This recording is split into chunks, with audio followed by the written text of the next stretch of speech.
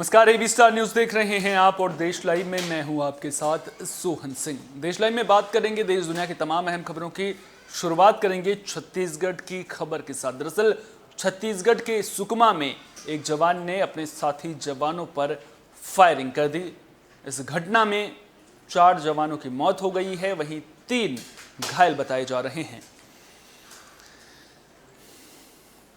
तो छत्तीसगढ़ से एक खबर सामने आ रही है जहां एक जवान ने अपने साथियों पर फायरिंग कर दी। सीआरपीएफ की 50वीं बटालियन कैंप से ये बड़ी वारदात सामने आई है। रात 1 बजे की यह घटना बताई जा रही है। घायल जवानों को इलाज के लिए अस्पताल में भर्ती कर दिया गया है। वहीं घायलों में से एक की हालत गंभीर बताई जा रही है। जानकारी के मुताबिक आरोपी जवान देर रात नक्सली इलाके में ड्यूटी पर तैनात था। इसी दौरान साथी जवानों के साथ विवाद के बाद आरोपी ने गोलीबारी शुरू कर दी, जिसमें 4 जवानों की मौत हो गई। घटना के बाद सीआरपीएफ के अधिकारी मामले की जांच में लगे हुए हैं। फिलहाल ये साफ नहीं हो सका है कि जवान ने साथियों पर गोली किस वजह से चलाई थी।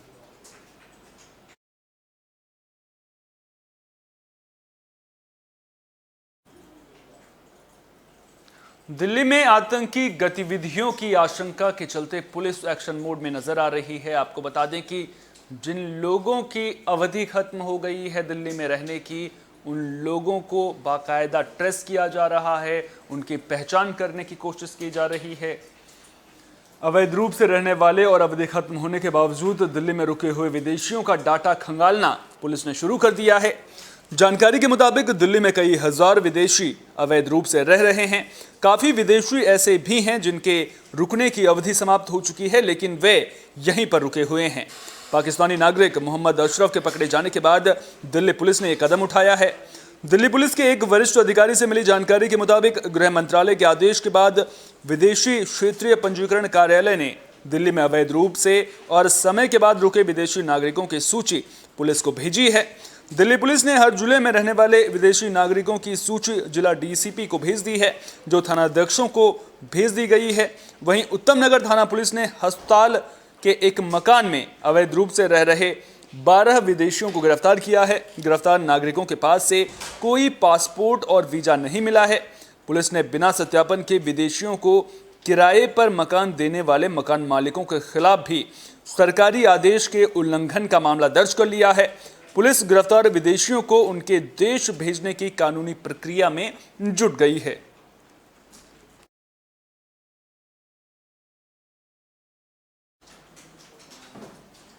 नवाब मलिक और समीर वानखेड़े के बीच तकरार खत्म होने का नाम नहीं ले रही है। दरअसल जो क्रूज ड्रग्स मामला है उसको लेकर के दिल्ली से लेकर मुंबई तक हलचल तेज नजर आ रही है और नवाब मलिक एक के बाद एक आरोप समीर वानखेड़े पर लगाते हुए नजर आ रहे हैं। तो एनसीबी अधिकारी समीर वानखेड़े पर महाराष्ट्र सरकार में मंत्री और एनसीपी के वरिष्ठ नेता नवाब मलिक का हमला लगातार जारी है। अब नवाब मलिक ने ट्वीट कर समीर वानखेड़े से पूछा है कि क्या आपकी साली भी ड्रग्स के धंधे में शामिल है। नवाब मलिक का दावा है कि समीर वानखेड़े की साली हर्षदा दीनानाथ रेडकर के खिलाफ पुणे की अदालत में ड्रग्स का केस चल रहा है।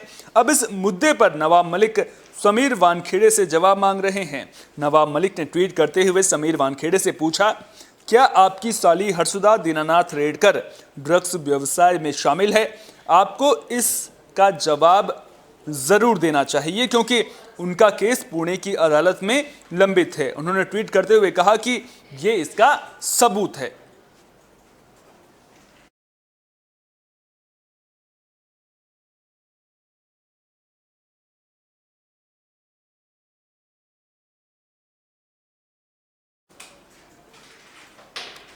दिल्ली वासियों की सांसों पर संकट मंडरा रहा है। दरअसल दिवाली के बाद लगातार तीसरे दिन भी प्रदूषण में कमी देखने को नहीं मिल रही है और जिस तरह से वायु प्रदूषण बढ़ रहा है उसके बाद यह कहना गलत नहीं होगा कि दिल्ली वालों की सांसों पर संकट मंडरा रहा है।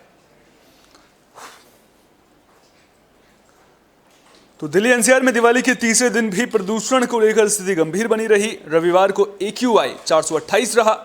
गाजियाबाद देश का दूसरा सबसे प्रदूषित शहर रहा। एक दिन पहले यह देश के प्रदूषित शहरों में पहले नंबर पर था। रविवार को हरियाणा के जिंद को खतरनाक हवा के साथ देश का सबसे प्रदूषित शहर दर्ज किया गया।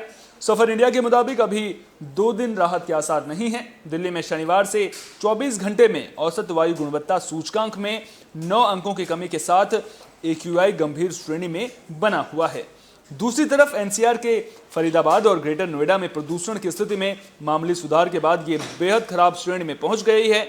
हवा की गुणवत्ता गंभीर से लेकर बहुत खराब श्रेणी में बनी रहेगी। सफर के मुताबिक रविवार को पड़ोसी राज्यों में पराली जलाने की 4189 घटनाएं दर्ज की गई। दिल्ली के प्रदूषण में इसका हिस्सा 48% रहा। इस सीजन में पराली के प्रदूषण का यह सबसे अधिक हिस्सा है। सफर का कहना है कि उत्तर पश्चिम दिशा की ओर से चलने वाली तेज हवाओं के कारण पराली का धुआं तेजी से दिल्ली की हवा में घुलकर इसे जहरीला बना रहा है।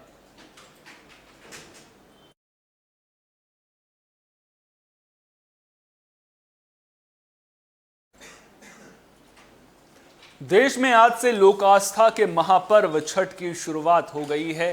नहाए खाए के साथ ये पर्व मनाया जा रहा है। आपको बता दें कि मुख्य तौर पर यह पर्व बिहार, झारखंड और पूर्वी उत्तर प्रदेश में मनाया जाता है।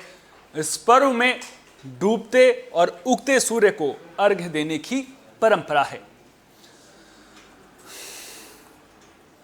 तो मुख्य तौर पर भले ही बिहार, झारखंड और पूर्वी उत्तर प्रदेश में इस त्योहार को मनाया जाता है, लेकिन आजकल बहुत से लोग इस व्रत को करने लगे हैं। इस लोक आस्था के पर्व पर छठ व्रती उगते और डूबते सूर्य को अर्घ्य देकर उनकी आराधना करते हैं। ये त्योहार सूर्य षष्ठी व्रत भी कहलाता है। इस कारण इसे छठ भी कहा जाता है। इस व्रत को साल में 2 बार चैत्र में और दूसरी बार कार्तिक में मनाया जाता है। बता दें कि कार्तिक मास में की जाने वाले छठ की अधिक मान्यता है।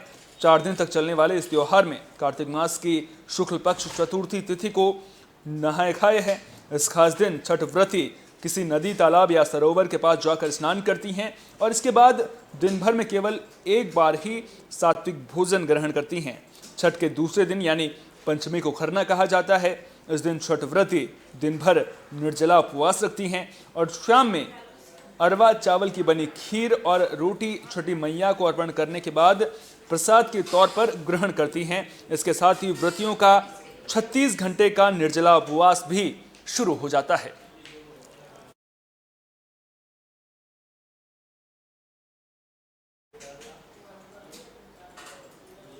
देश लाइव में फिलहाल के लिए इतना ही। देश दुनिया की तमाम अहम खबरों के लिए आप जुड़े रहिए ABC न्यूज के साथ, क्योंकि यहां पर खबरों का सिलसिला कभी नहीं थमता।